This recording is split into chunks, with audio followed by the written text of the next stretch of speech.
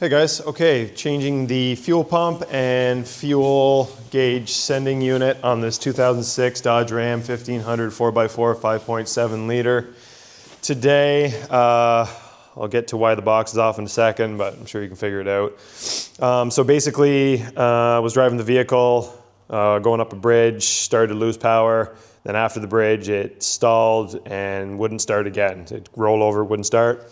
So first thing I checked, had somebody turn the key to the on position, put my ear near the fuel cap there, and just listen for, there's a telltale sign or a whining sound that the fuel pump makes when it's working properly, and I couldn't hear that at all. So I pretty well narrowed it down to the fuel pump. It's the original fuel pump on this truck from 2006, so I figured there's a pretty good chance it was that. It can also be, if you don't hear the sound, it could obviously be it's not getting power, but we confirmed it was getting power because these two outside wires here, that's negative, positive. When you put the key to the on position, it tries to prime the fuel system and it sends power to that, which in turn sends power to the fuel pump. So it wasn't the wiring. Wiring's good. It is, in fact, fuel pump. And then again, here's the fuel pump here. We tested that. Just when I pulled it out, I put 12 volts right to the pump, and you could hear the pump sort of just spinning very, very, very slowly. So 100% confirmed that's the issue. So now, how do you do this job? So you can see we got the box off, and in my opinion, taking the box off this truck versus dropping the fuel tank, especially it was 100% full, just went to the gas station, is much easier than dropping the fuel tank. Taking the box off, easier than dropping the fuel tank. So just quickly go over that. If I got some footage of it, I'll show it here. But basically, the only thing holding the box on is 6 bolts. And there's 1, 2, 3. Same on the other side. And you can reach all of them from underneath with that size of extension. I think it's 12 inch. And it's a 18 millimeter bolt. They look like this. They come out pretty easy. They got Loctite on them, but shouldn't matter. The other thing that's on it is this ground strap here. You may have that. 10 millimeter not holding that on. Comes off very quickly. You need to take the lights out of the box. 2 screws holding them in. It's just like you're changing your light bulbs on the back. 2 screws, that pops right out. Take the electrical connector off. The electrical connector feeds down through. Takes literally under 5 minutes to take both of them off and down. And the only other thing you gotta take off here is this whole fuel door assembly. Take the cap off, it stays with the box. And then there's 3 T20 torque screws, I believe, holding it onto the side of the inside of the box. Just take those out and then this will be loose. And I just got this cable holding it. And then you lift the box off. Now, we use a forklift to lift the box off, and I understand not everyone has a forklift, but when I was like a kid, like 10 years old or 11 years old, I remember I took a box off of a Dodge Dakota just on a tree branch. So it can 100% be done. Just figure out a way to get the box off. 2 people can lift the box off. If I had to guess, it doesn't weigh any more than 300 pounds. That would be the absolute max, and you can also take the tailgate off to reduce the weight. Anyway, that gives you access to this area here. And obviously it wasn't that easy. Ours was, I just got this ball here to keep stuff from falling in the fuel.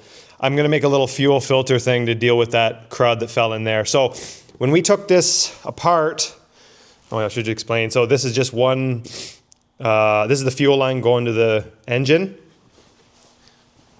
That goes onto here, and there's a little clip that goes straight down into it. You just pull that clip off, that comes off, and the power connector comes off. When this thing is in good condition, there's like a metal connector on here that holds this into the tank, but ours was completely rusted. So I just pulled it all out. That's why there's rust has fallen down in the tank. And so I have a plan for how we're going to deal with that. And you'll notice when you do yours, there's a O-ring right here. I have the O-ring, and there's a new one that comes with the new fuel pump. So I'll show you how I'm going to deal with that. But yeah, so I just wanted to show you guys that while I wait for the new fuel pump to arrive.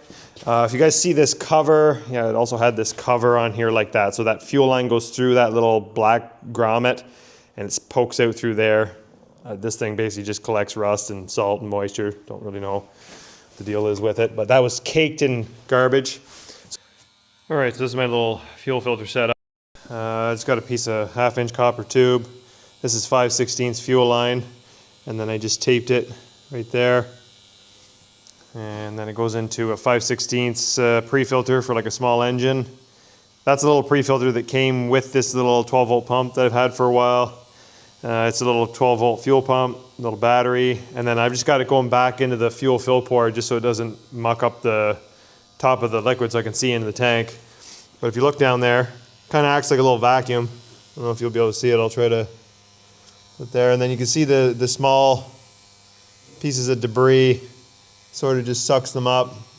And then the larger ones are actually just pieces of rust, like that one right there. I'll just get with a magnet. This might suck it up. Yeah. It sucks up the small stuff. And basically I'm just going to keep running that through until the tank is completely clear and all the debris that fell in is all gone. And you can just leave it running there if you want. But that will trap all the stuff. So there's most of the stuff I got out of it. Tank's all clean now. It's basically just sand, like particulate rust. Okay, so I got my dad bringing the box over here. Sorry guys, I didn't get some footage of making this thing, but that's what I did. So there's the new fuel sending unit and pump assembly. I just cut this aluminum ring to fit the outside of the pump assembly, and then obviously the ring fits in there. It's 1/8 inch aluminum, super easy to cut with a jigsaw. And then used number 12 by 1 inch long hex head sheet metal screws. They're not self-tapping. I just drilled right in, or I just tightened them right into the plastic, and that sucked down the filter onto the O-ring, and it's good to go. Put our hose back on and the connector, and everything works. So we're just gonna get the box on here.